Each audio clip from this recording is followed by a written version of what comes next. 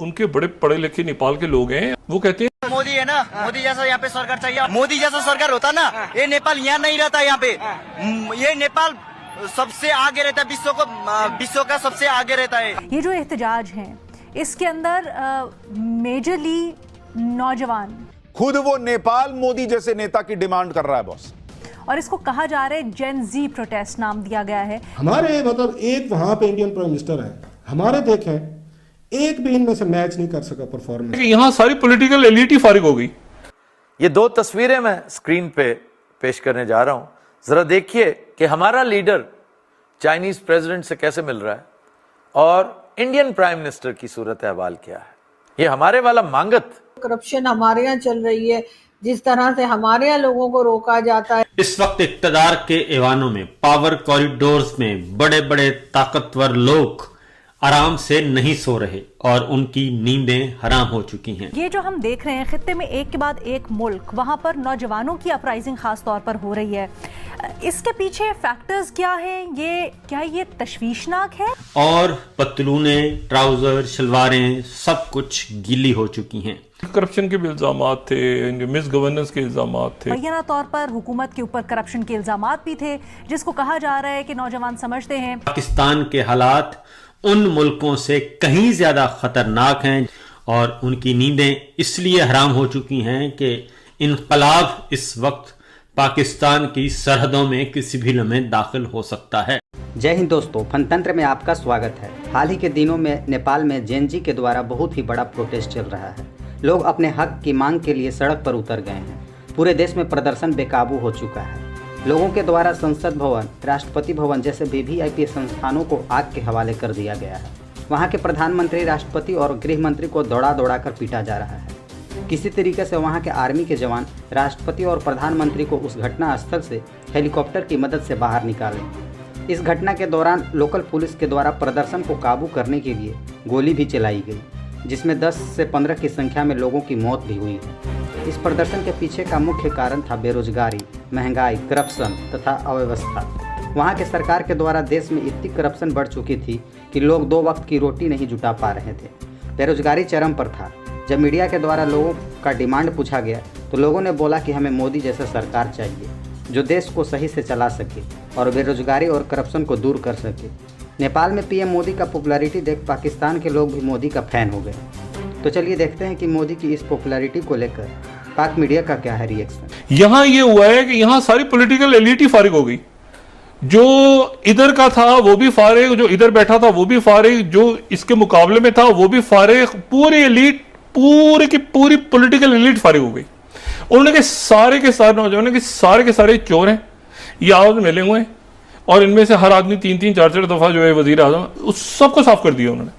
ये फर्क है। तो वहां एक पॉलिटिकल, अब कौन बचा है? वो सिर्फ जो बादशाह उनके 2007 में चले गए, तो बादशाह आएगी वापस।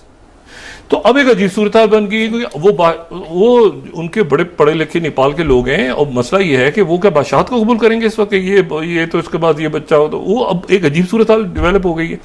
या ये हो सकता है कि वो बादशाह वापस आ जाए और वो आके जो 2007 में जिन्होंने रिजाइन कर दिया था वो वापस आ जाएं गेंदर और वो आके सूरत हाल को संभालें, क्योंकि अदालतों को भी आग लगा दी है। वो लोग तो सड़कों पे हैं। वो मैंने कहा पूरा मुल्क का पूरा जो पॉलिटिकल सेटअप ही उनका, पार्लियामेंट को भी आग लगा दी, ऑपोजिशन को भी फेंटी लगाई, सबके पीछे उन्होंने कहा सब एक हो।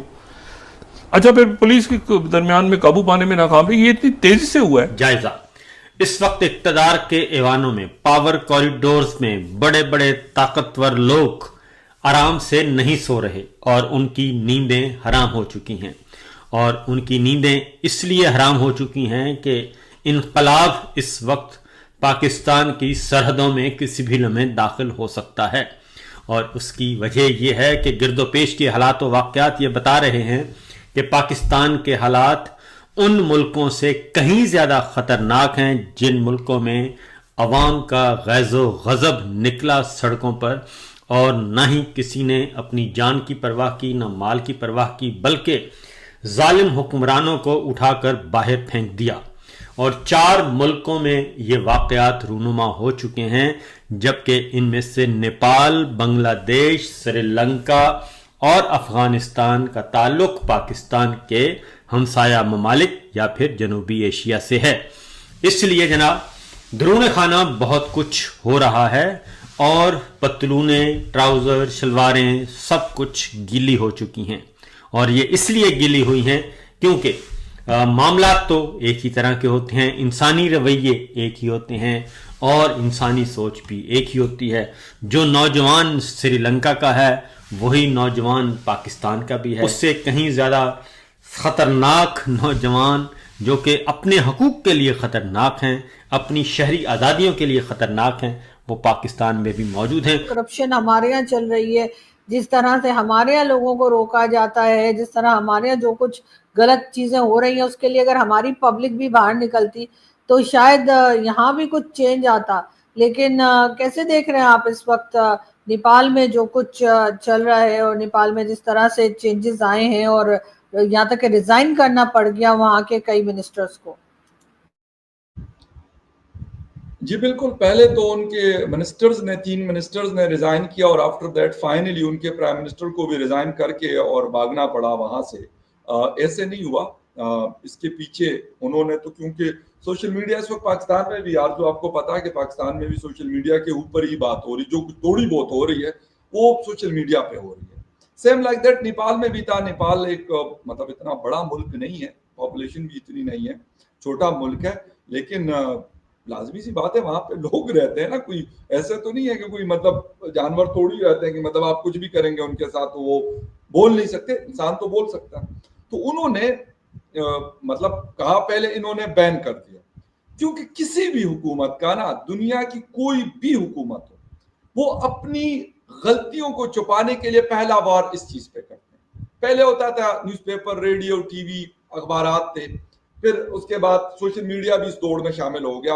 मीडिया जो इलेक्ट्रॉनिक मीडिया वो चेंज हो गया, बड़ा फास्ट हो गया।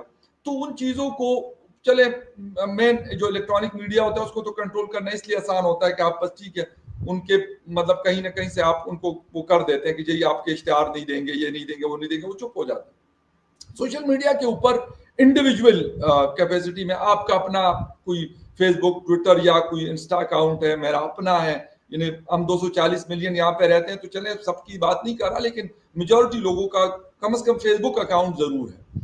तो वहां पे कुछ ना कुछ जो बोलते हैं, जो उनके जहन में आता है वो बोल लेते हैं। सेम लाइक दैट नेपालियंस ने भी यही किया। और किया क्यों? उन्होंने कहा भाई हमारी जिंदगियां नीचे की तरफ जा रही है और आपकी जिंदगी, आपकी अयाशियां, आपकी जिसे कहते हैं कि लग्जरियस किस्म की लाइफ जो है वो ऊपर से ऊपर की तरफ जा रही है। तो इस वजह से उन्होंने प्रोटेस्ट किया और उनके ऊपर बड़ा सख्त ताकत का इस्तेमाल किया। 20 लोगों की जानें गई हैं और ये यंगस्टर्स निकले, ये यूथ थी। लेकिन सेम लाइक दैट जिस के अंदर की जो पिक्चर्स हम देख रहे हैं, आदित्य राजकोल साहब को मैं, आप भी फॉलो करती हैं, मैं भी करता हूं, तो बहुत एक्टिव है। और अगर तुम लोग नए हो तो सब्सक्राइब करो।